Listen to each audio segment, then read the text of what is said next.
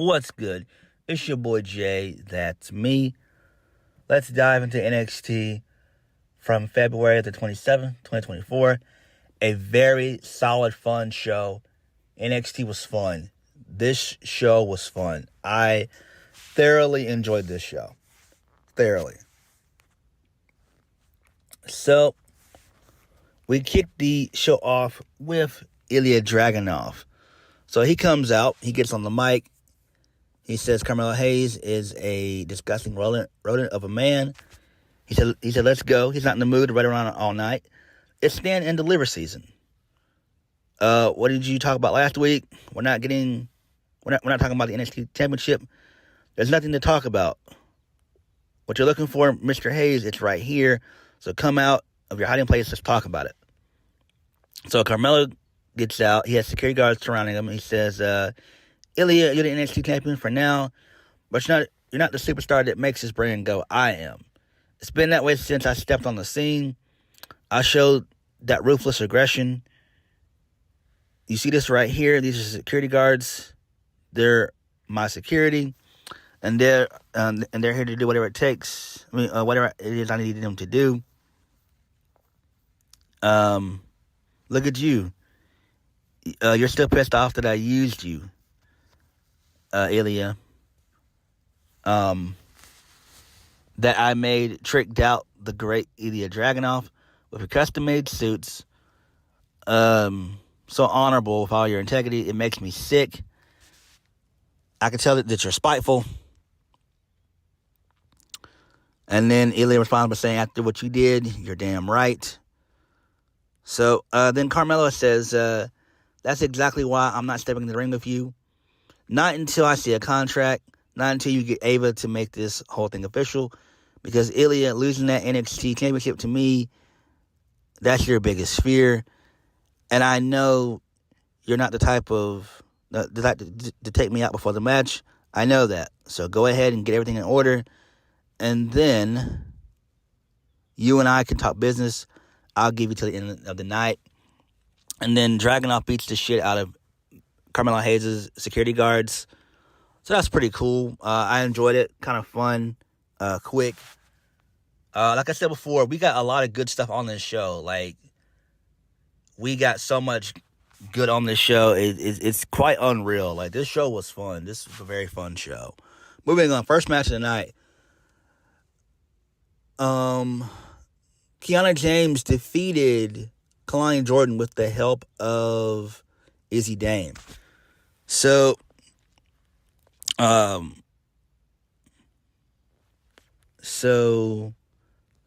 James gets the win via the deal breaker for the 1-2-3.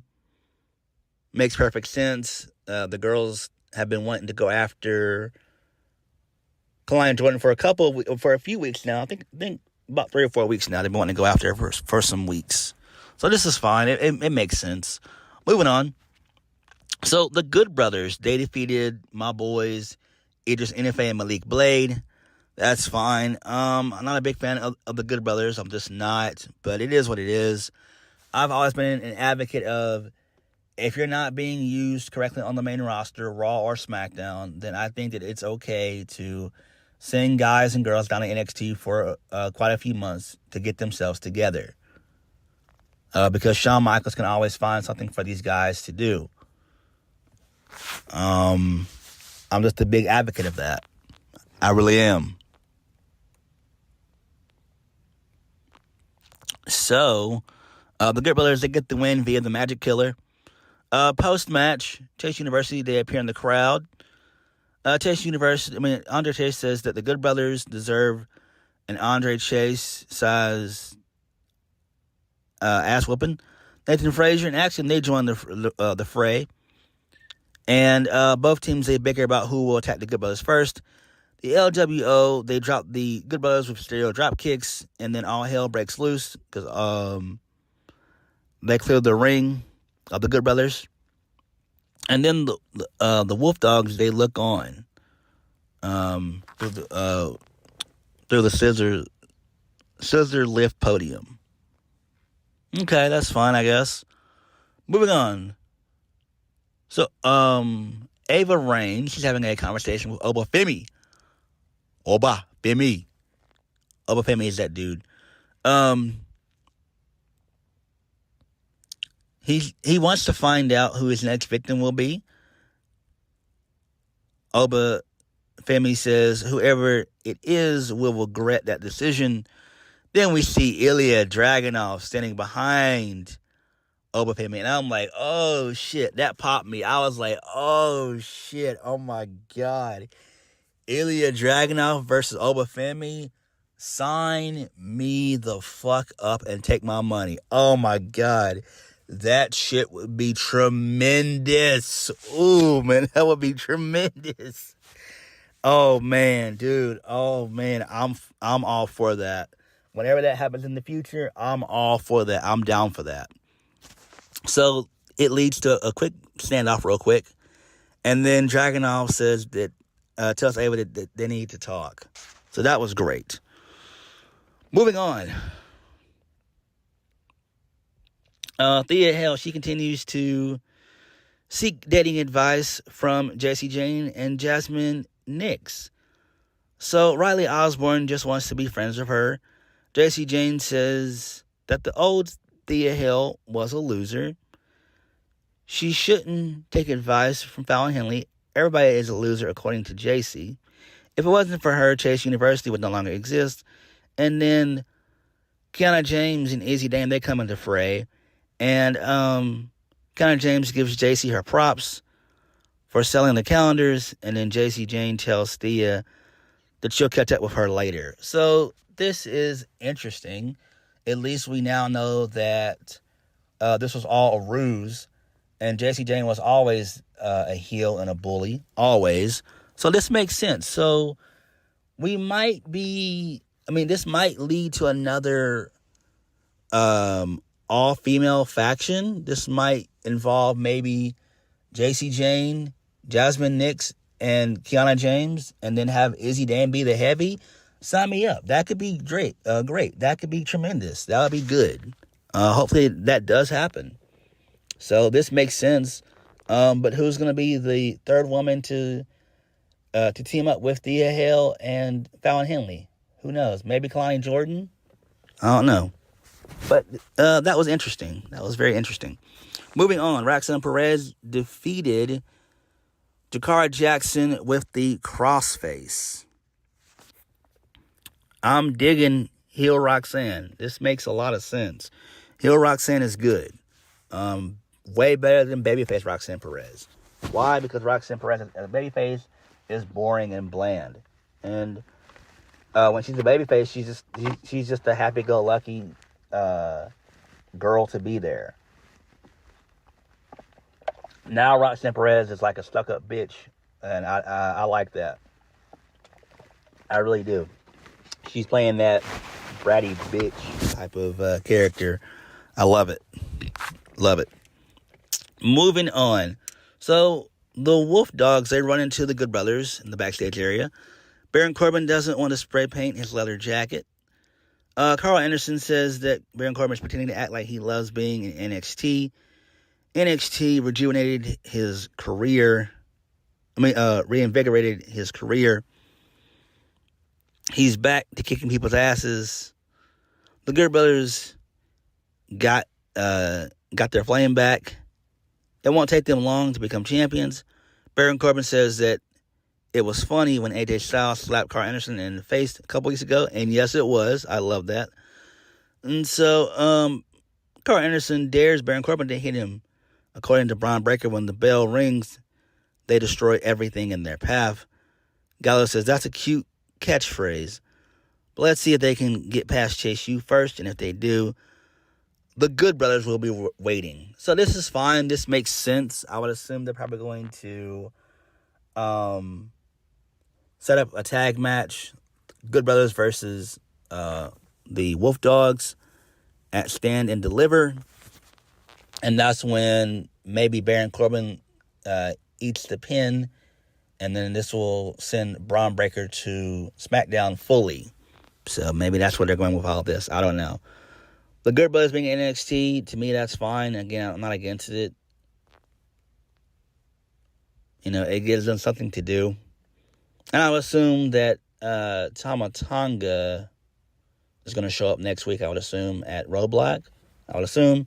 He is signing with WWE. So, great.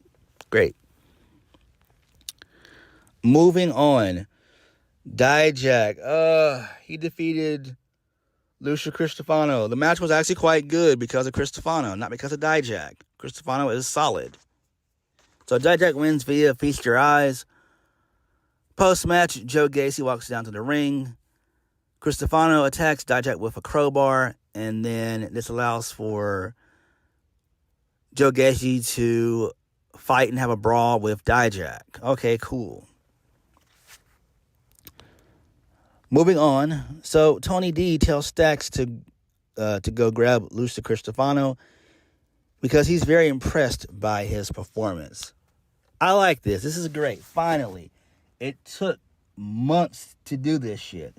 But I've said ever since Luca Crusifino has been in NXT, introduced as a character, I've always pitched the idea of him basically being involved with Tony D and Stacks. Like, when I heard of his name, Crusifino, I'm like, he's a lawyer, so why isn't he intertwined with Tony D and Stacks? And even when Two Dimes was there, why wasn't the four of them intertwined then? Like, I don't get it. But, like the saying goes, it's better late than never. So, that's great. That should be interesting. Moving on. So, Kelly Kinnaid had a backstage interview with Noam Dar. Noam Dar says he has PTSD because of the sneak attacks. Who would he like to face tonight from the No Quarter Catch crew? He's ready for anything. The result will remain the same. The metaphor, 5 trophies, 1 picture. Nice. Moving on. So this leads us to Lyra Valkyria. So Lyra Valkyria comes out, gets on the mic. She says she wants to wish Shotzi a speedy recovery. She wants to make it known that when Shotzi is back and perfectly healthy, she still owes her a title shot. She also gives Last Legend her props, said that she showed up and showed out, and she still has the battle wounds to prove it. She said, but I promised you that I would still be here as your standing as your NXT Women's Champion. She said she's the woman that keeps promises. She said last week she made a promise to Tatum Paxley. Trust me, nobody was shocked as she was when Tatum held up her end of the bargain. So then she calls out Tatum Paxley. Tatum Paxley comes out. And then Tatum Paxley says it's good to see Lyra Valkyria. Last week was so hard. But then Ava comes out and issues this open challenge. So, just so someone can get near you. And then she calls her my sweet dove and was in grave danger of losing her title. I'm like, oh my God, that's creepy, but they're doing some like Mickey James, Trish Stratus type lesbian angle, which is great. I'm not against that. I'm down for that. Lyra says she did what she actually wanted her to do last week. And then Tatum Paxley creeped me the fuck out when she said she would do anything for Lyra Valkyria. She's proven her devotion. And then she says, I've proven that I'm a woman of my word.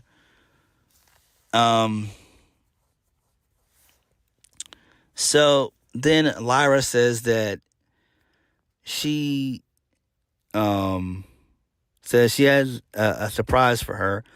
So Tatum Paxley holds out her hand. She's like, no, it's not that type of surprise. And she spoke to Ava. Some phone calls were made. And she said next week they're going to be teaming together. And then Tatum Paxley freaks out. And she's like, oh, you mean me and you? She's like, no, this is just going to be a one-time thing for forever. Together forever and ever. I was like, what the hell? She says, no, she's not done. She says, we'll be teaming up together. We're going to be taking on the Kabuki Warriors for the WWE Women's Tag Team Championships. So, then out of nowhere, Ridge Holland, he shows up. And he tells the ladies to get out. He said, look, he's happy for them and everything else. He wishes them the best of luck.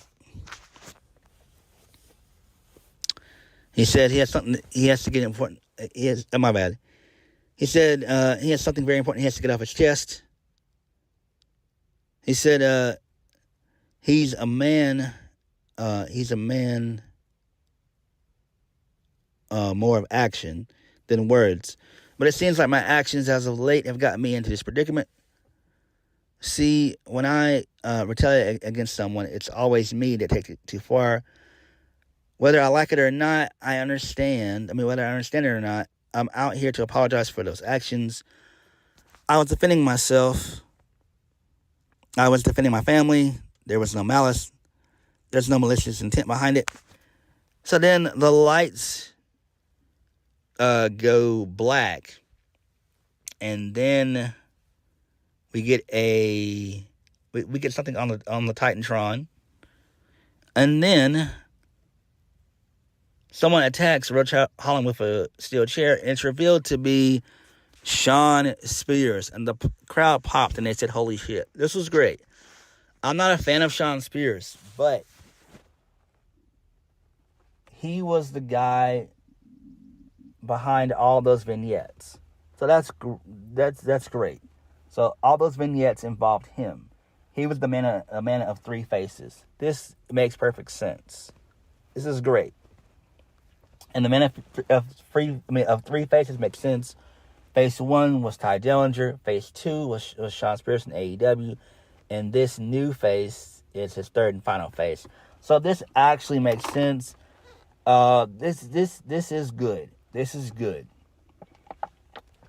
I'm gonna be honest with you. I actually did pop when I saw this. So this was great. I was like, oh shit. So I'm digging this. This is great. Moving on. So Brooks Jensen confronts Obafemi in the parking lot. Jensen wants to be the next challenger. Obafemi tells Jensen to be careful what he wishes for. I'm like, nah, not really. Obafemi should absolutely destroy Brooks Jensen in like maybe a minute flat. Let's just be honest.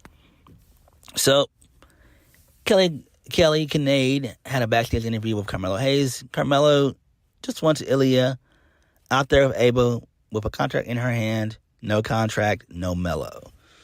So then this leads us into Von Wagner versus Lexis King. Von Wagner gets the win because Robert Stone distracted Lexis King, and that's how he gets rolled up by Von Wagner. So then post-match, Lexis King takes out Von Wagner with a flying forearm, and then Lexis King then tees off on Von Wagner, and then Mr. Stone grabs Lexis King's hair, and then Lexis King plants him with the coronation, which is fine. Okay, so then we get a Kabuki Warriors vignette, which is nice. I still don't understand why they're continuing the Robert Stone, Von Wagner, and Lexis King feud. I don't understand that. I really don't. That's weird. But it is what it is. Moving on. So, the NXT Women's Locker Room, they continue to ignore the advice and wisdom from Ariana Grace. I don't know why.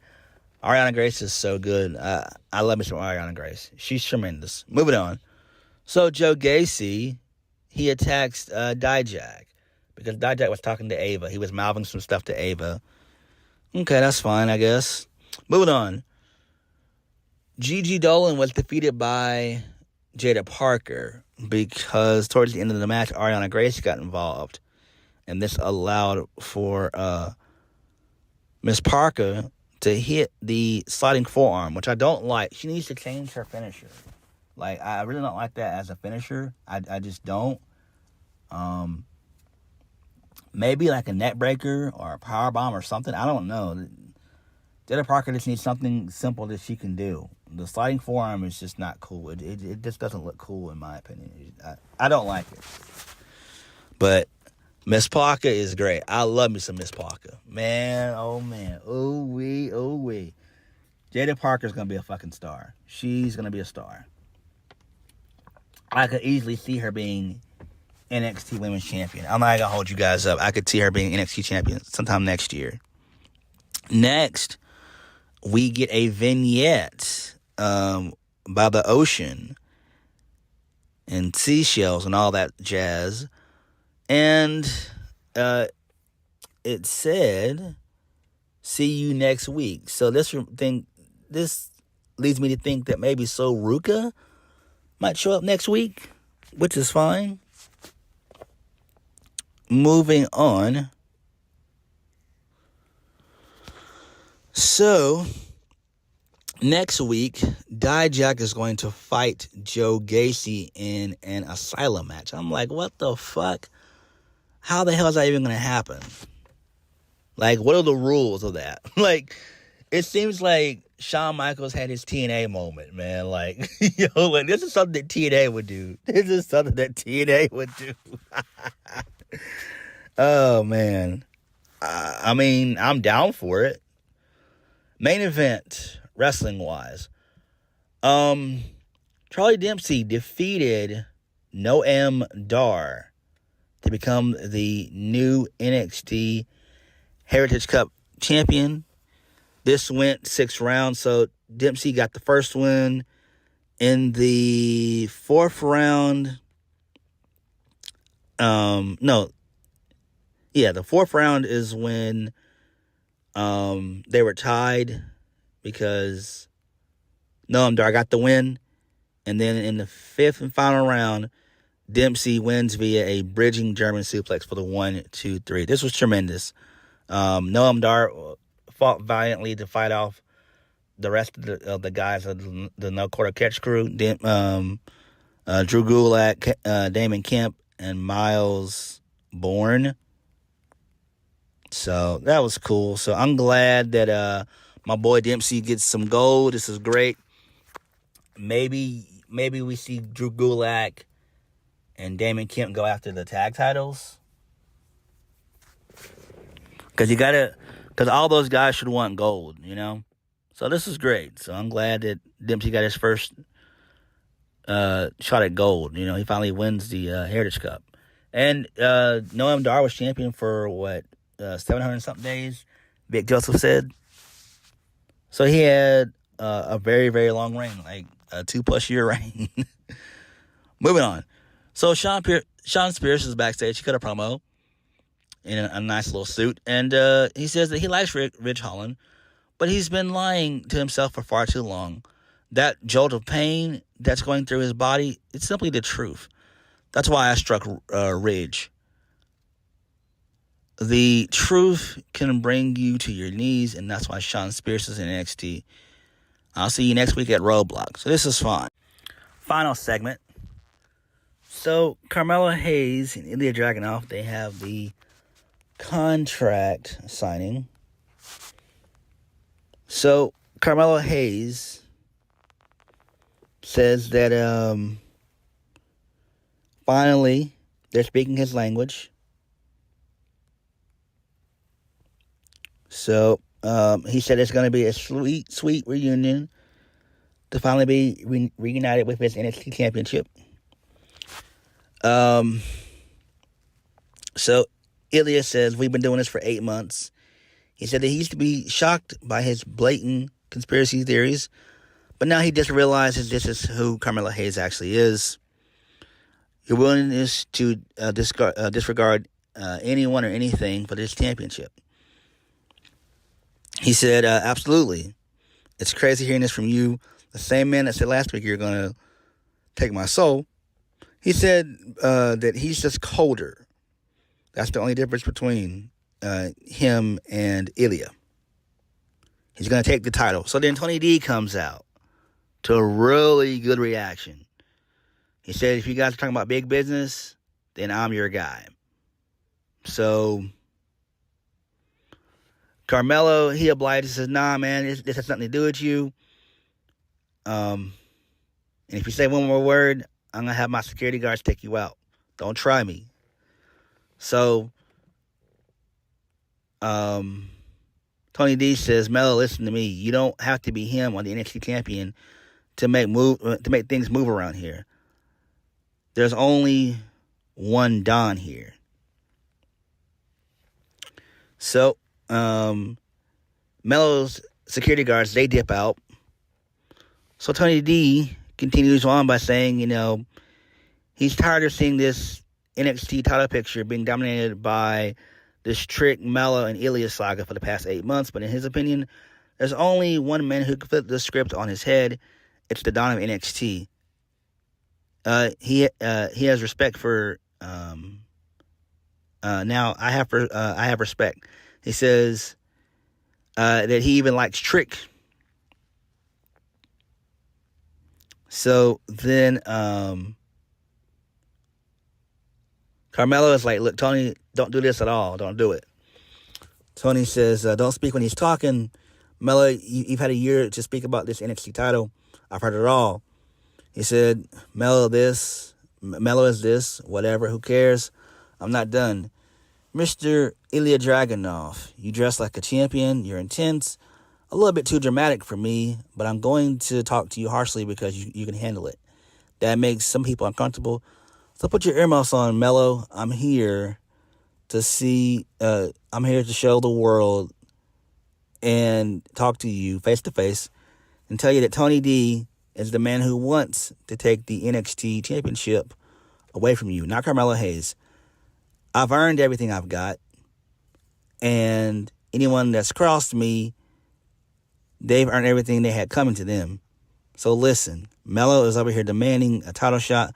I'm telling you right now, Ilya, Tony D'Angelo is going to earn an NXT title match at Stand and Deliver.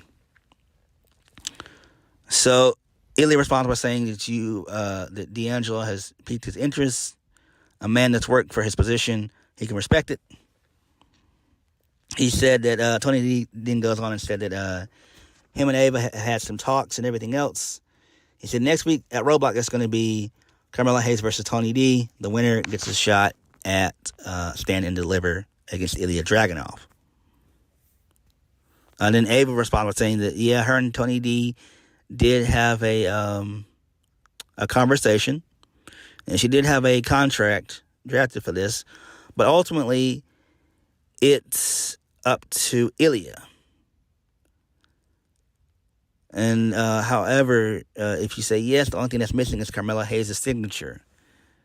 And so Ilya says, actually, there's nothing more in my life than I would like to see more than Carmelo Hayes finally earning something in his life. So Tony D, you got your match, but please whoop that Melo. I love that. I love when Ilya said that. I popped when he said that. That was great. So then Carmelo responds by saying, you're going to be standing by this coward of a champion that just proved to be in front of everybody. Come on. All right. You know what, Tony? You can't beat me. Come on. Come on, man. We're talking about the NXT championship. Since you talk about it so bad, since you want to talk about it so bad, if we need somebody to take out the trash or bookkeep for some washed up school, you're the guy for that. But when it comes to NXT, the NXT championship, I'm the Don. So this pisses off Tony D. So then Melo shoves Tony D into Dragunov. Melo attacks D'Angelo from behind. Melo then choke slams D'Angelo through the table.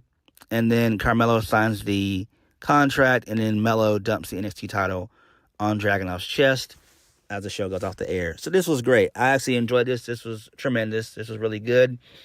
Tony D versus Carmelo Hayes is good. Now, I do expect for Trick Williams to get involved. He's probably going to cost Melo that his shot. So we're probably going to have Tony D versus Ilya Dragunov at Stand and Deliver. And then the main event could easily be Trick and Mello main eventing. I think that's where they're going to go with it.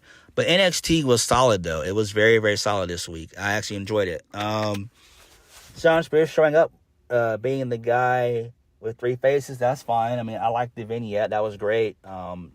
This makes sense, though. Hopefully Shawn Michaels has plans for him. This is fine. So NXT was solid, man. We got some solid stuff on this show. But what did you guys think? Like, comment, and subscribe. I'll catch you guys later. Peace.